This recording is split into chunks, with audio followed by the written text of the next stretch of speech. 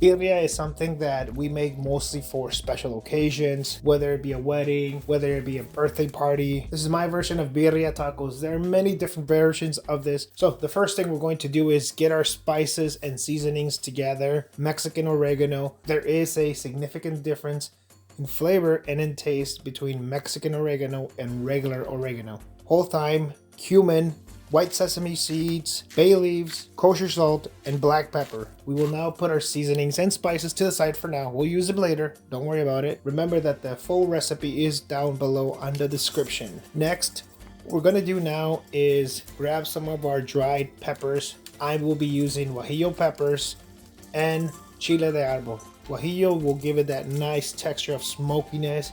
The Chile de arbol will give it that spicy kick to it that I like. After that, we're going to take the Guajillo peppers and take the seeds out, de-seed them, place them on a separate bowl for now.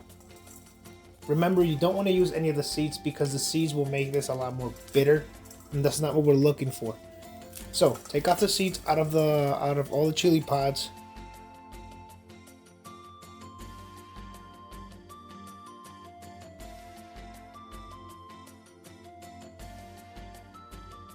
Now that we have all of our peppers de-seeded completely, we're going to add our chile de arbol as well. Now to all the peppers, I'm going to rehydrate them with some boiling hot water, and I'm going to let it sit for about 30 minutes. So the meat that I will be using for this is going to be a chuck roast. I've already cut it up into larger pieces. Now I'm going to season the top of it with just plain salt, nothing else, just salt on top. And then when I start searing these, I will add the other coating of salt on top of it. So we'll start by putting some canola oil. Do not use olive oil, okay?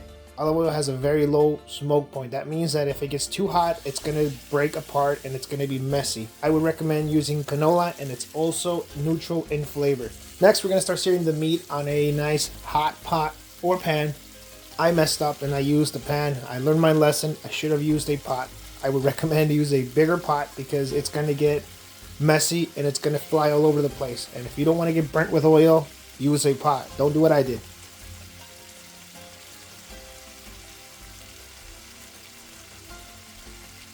We're going to season the top of it with just kosher salt again, just to get the other side. Let them sit there for about a minute, 2 minutes.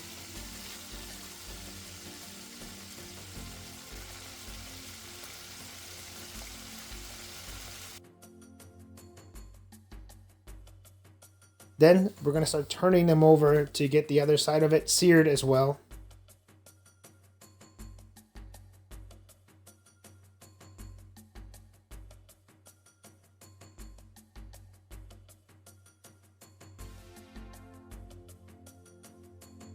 Once the beef is fully seared on both sides, we're going to pull it out. We're going to pull it out and set it apart for now. We'll use it again in a moment.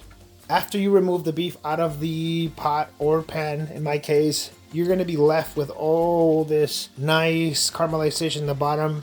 Do not wash the pan and not waste it. You want to use this. Once that is done, we're going to add onions. You're going to toss these back and forth. Let them sweat in the pan. Let them get nice and soft. So now we're going to add our tomatoes and cook down. Once that's fully done, we're going to add spices and seasonings, and we're going to start searing these a bit.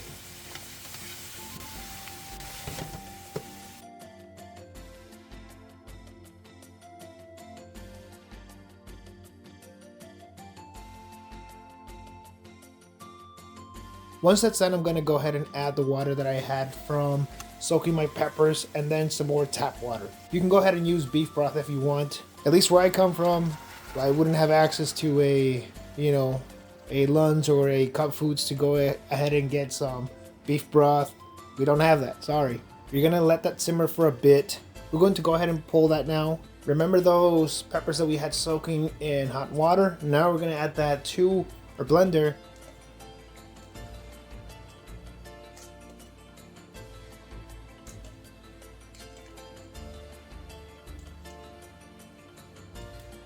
Remember those tomatoes that we had in the pan right now cooking? We're going to add those as well to our blender, and we're going to blend them together with some of the peppers, some of the onions.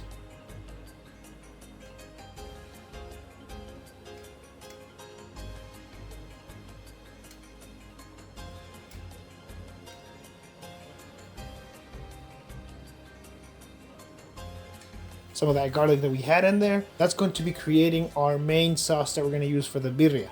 So we're gonna go ahead and blend this all together to make a nice pureed adobo.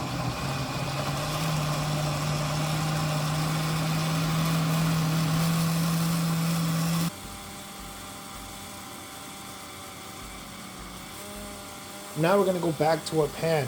We're gonna bring it back to a little simmer, and then we're gonna start adding our meat back into the pan. Let it come to a simmer. Do not forget the bay leaves.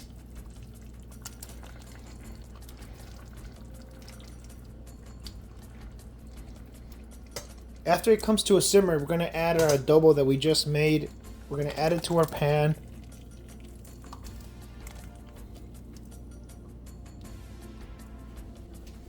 And then after that, we're going to add some more water, or in your case, if you want, beef broth. From here, the process is going to be fairly simple. So we're going to just let it simmer on low heat. Low heat is the key. So I would recommend just do it on low heat. It's going to take a few hours. For me, it took roughly almost 2 hours on low heat. You will know that the birria is ready when it pretty much starts pulling apart.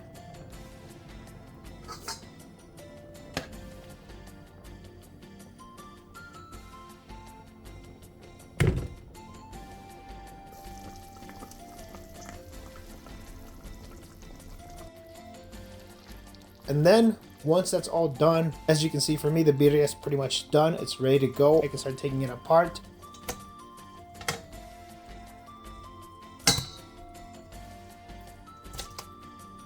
Next, just to make the birria taco for the video, I went ahead and took out the meat out of the actual birria broth itself, and I started shredding it apart with my hands. As you can see, it literally just comes apart by itself. You don't have to do much to this.